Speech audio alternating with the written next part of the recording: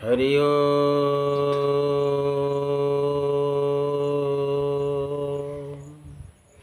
अच्युतंगलकनाथं साक्षात् विष्णुस्वरूपकं कलियुगे विहरन्च अष्टगुजरी प्रकाशितम्। हे सज्जन, जो कथा आलोचना चली प्रत्येक मालिकाकार मैंने कहीकि आसुँच जो कलिकीर लीला तत्व कथा आज आम से गोटे अध्याय आरंभ करवा।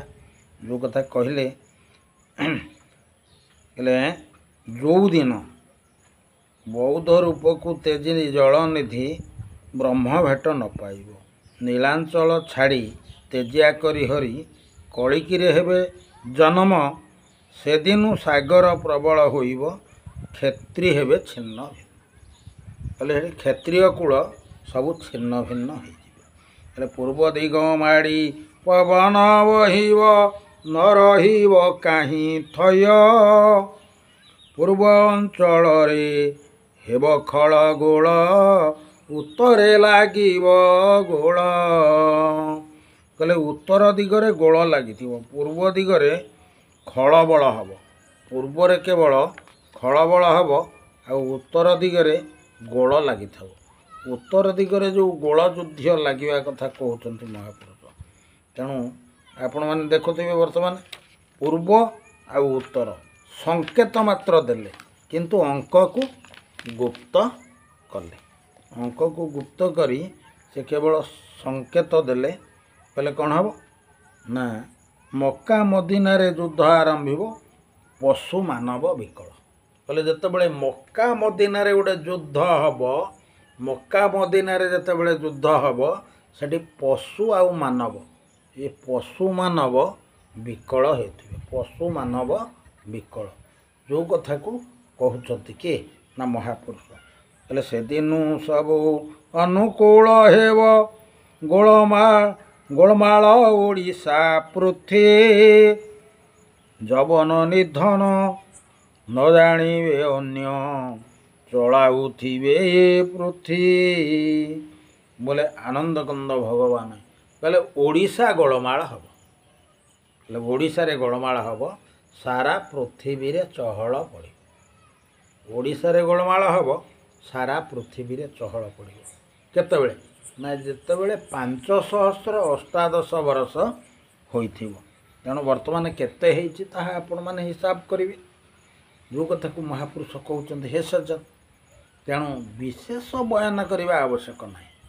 तेणु ठिके ठिके ठिके ठिके रे आपण माने समस्ते बुझीपारे। ये तो कहीं अज्ञानी नहांती ना, आठी कहीं अपाठुआ नहांती, अल्प बहुत रे समस्ते पाठ साठ पढ़ी।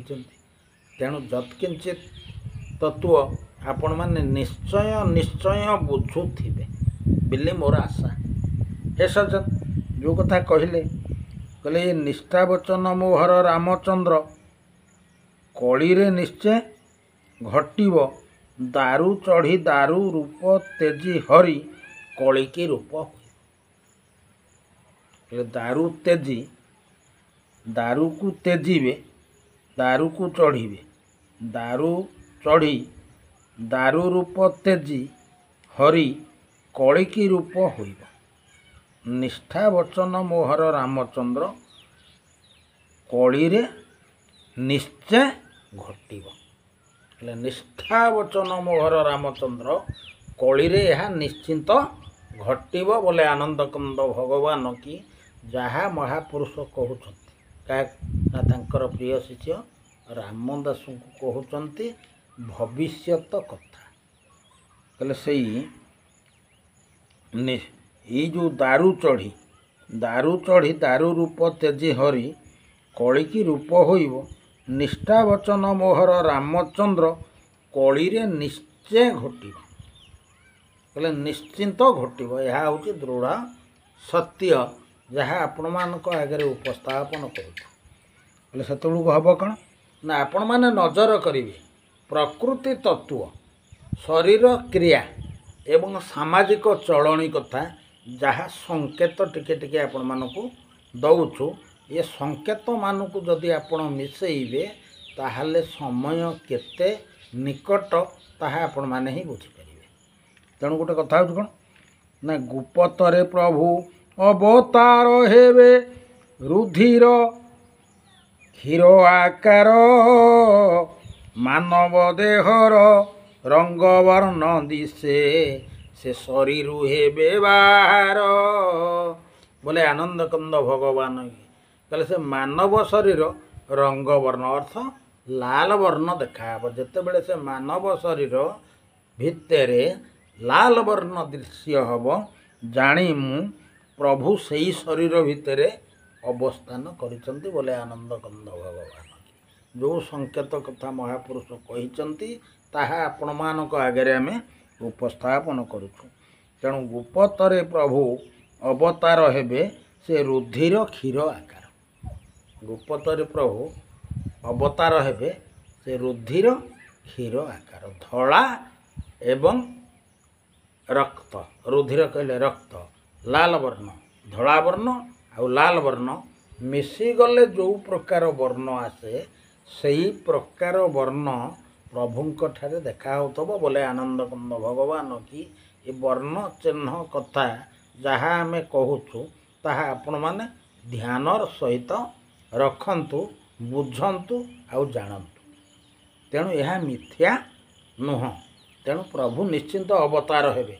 ତେଣୁ ନୀଳାଞ୍ଚଳ ଛାଡ଼ି ନର ଅବତାର ଲୀଳା ହୋଇବ ଗୁପତ ଭାବର। ତେଣୁ ନୀଳାଞ୍ଚଳକୁ ତେଜି ପ୍ରଭୁ ନର ଅବତାର ହେଇଥିବେ।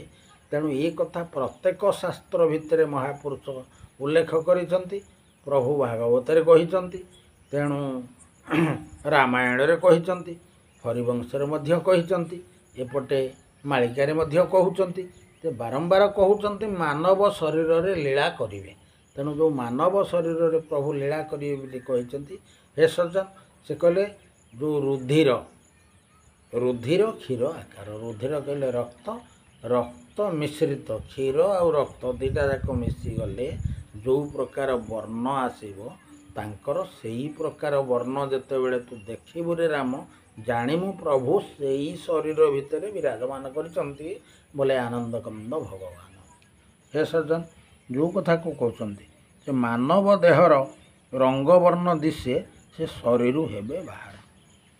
ମାନବ ଦେହରେ ରଙ୍ଗବର୍ଣ୍ଣ ଦିଶେ ସେ ଶରୀରୁ ହେବେ ବାହାର। କହିଲେ ମାନବର ଦେହ ଯେତେବେଳେ ରଙ୍ଗବର୍ଣ୍ଣ ଦେଖାହେବ ସେତିକି ବେଳେ ପ୍ରଭୁ ବାହାର ହେବେ। କେଉଁଠାରେ ବିଷ୍ଣୁ ଅବତାର ହେବେ ଖୋଜି ଠାବ କରୁଥିବ